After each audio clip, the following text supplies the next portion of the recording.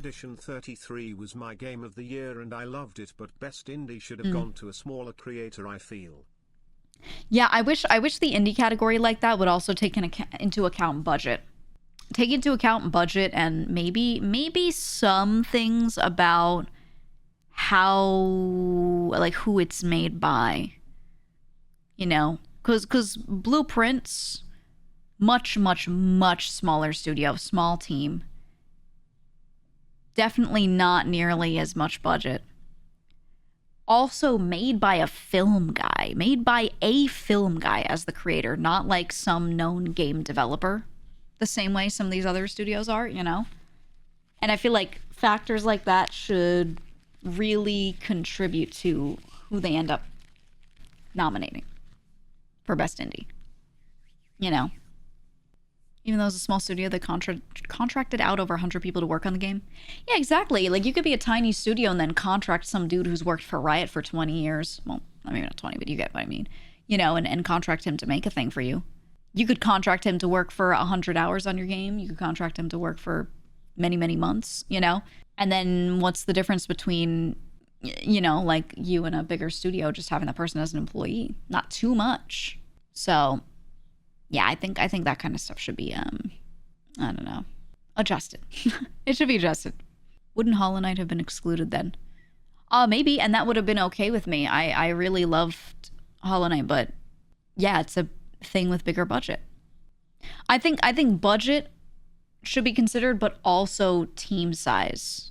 I think budget and team size should both go into it. Because Hollow Knight, you know, like Silksong had a bigger budget because Hollow Knight sold so much, but they kept the team really small. So I'm okay with it if it has big budget because one of their projects was successful and then they're like, here's game 2 in the series from the same team, not much bigger, but just bigger budget this time. You know, like I'm okay with that. I'm totally okay with that, with like the indie success story going and the studio stays small. I still feel like that has the indie studio vibe even if they have bigger budget. Especially if like what they're hiring are more artists, but the devs and the people doing game design are largely the same, you know, even Underdog Award.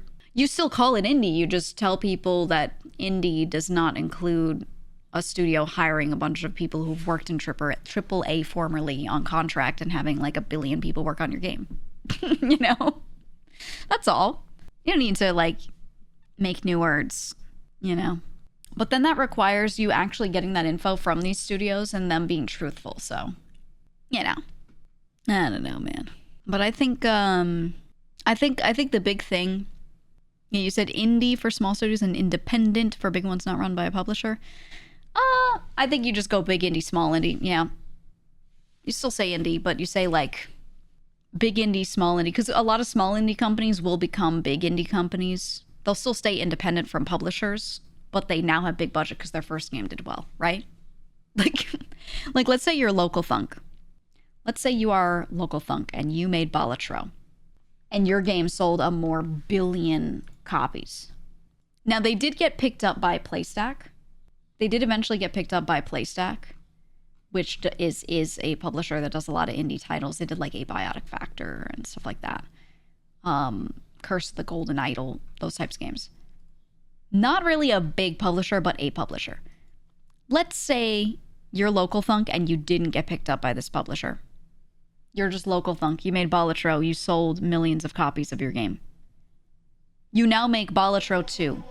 You're still Local Thunk. You're still just making it, but now you have a big budget. I wouldn't be like, oh, it's not indie because they had a big budget.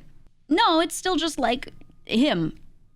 And like what? Is like 1 or 2 contracted artists? You know, if it's still him or he hires, what, 3 people max, I'd be like, that's still indie. Even him being published by PlayStack, that's not a huge publisher. That's a smaller publisher. They tend to publish a lot of small indie titles. So that's still indie, you know? So that's why I wouldn't say budget is the make or break way to decide if something is like indie or not. Because again, you could be John Balatro and just have money from making Balatro that you're then putting into your next game. Right? And maybe you just want to hire a lot of artists and like 2 devs, but you're keeping it small. It's still your vision. You know what I mean? But generally right now, indie is just like not AAA is really what people are considering it, which, you know, kind of blurs the lines because there's some really big AA things. Like Koei Tecmo is technically not AAA. It's actually AA budgets for their games, which is crazy because they made something as good as Neo 3 and then are like, oh yeah, it's not even AAA. Literally insane. But I wouldn't be like, oh yeah, small indie game. You know? I wouldn't do that. So yeah, you can't necessarily just say budget is the only thing that makes something indie. I think it's studio size and industry help. It's so many little things that go into it that it's like hard to determine, you know, where to place it. My favorite indie did super well and the studio disappeared. We'll never get Signalis Tactics. Oh yeah. Yep. Expedition 33 is Kepler. I believe it's Kepler. Yes? Let me see. Yeah, Kepler. Kepler was the one that published them. Kepler also did Pacific Drive, Sifu, Rematch, Solasta. Well, Solasta 2. Unrailed. So this is also one that publishes a lot of indie titles, but some much bigger and much smaller than others. I remember them back from Guacamelee. That's what I remember them from initially. But yeah, you can't really like if Kepler now publishes another really small indie title, there would be some people that'd be like, it's not that small indie because Kepler published them and Kepler published Expedition 33. You know, like people don't really. It's hard to define these things. Is what I'm saying. It's hard to describe. But yeah, there are a lot of people that like if a publisher that does small indie publishing will have a game pop off, there will people that will then be like, oh, now if you're published by that publisher, you're not small indie anymore, even though that has nothing to do with it. But I think people just don't understand that, like how that industry works, genuinely. There's tons of publishers that I work with for all the sponsorship stuff where they'll give me one game and they'll be like, do you want to do this one?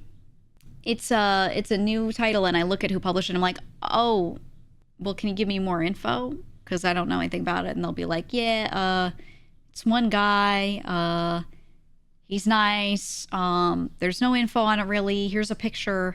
You know, they'll give me these like super obscure titles, and then meanwhile it's a publisher that's published something huge, you know? Like, there's a lot of crossover with publishers of how big and small of titles they publish. So it's just interesting. It's very interesting. Threads of Time. Oh yeah, I've been looking at that. Very small team. Very so knowledgeable about so many things. Read, talk to people, do work in an industry, and then know about the industry. I own a company that does stuff in the sponsor part of this industry, which means working with publishers. So, you know, I may or may not have a little more experience in talking to publishers about gaming and how stuff works. I may or may not have a little more info there. But yeah, that's why, like, I'll try to give clarification on some things where I can, but there are also some topics related to publishing and sponsors where I don't even broach them because I'm like, I don't know how to explain this without the person I'm talking to or people I'm talking to already having like many hours of experience in the industry. You know? It's like there's so much that you can't explain to people properly without them having that like basis first. And you know how much I'd have to sit there and re-explain over and over if I was trying to introduce these topics to you guys. I'd have to become a fucking textbook. Yeah, TED Talk it. I could not do it. I would go crazy. But all I will say is a lot of people are really wrong about how a lot of that stuff works, and that's, you know, and I will not elaborate why because it'll take too long to explain. But that doesn't mean they're stupid. It's just because you have to have worked in the industry to get it. And not many people have. You haven't experienced a true British summer. It's so damp here. You don't understand the humidity. And I'm like, yeah, it's fucking damp here too, dickhead.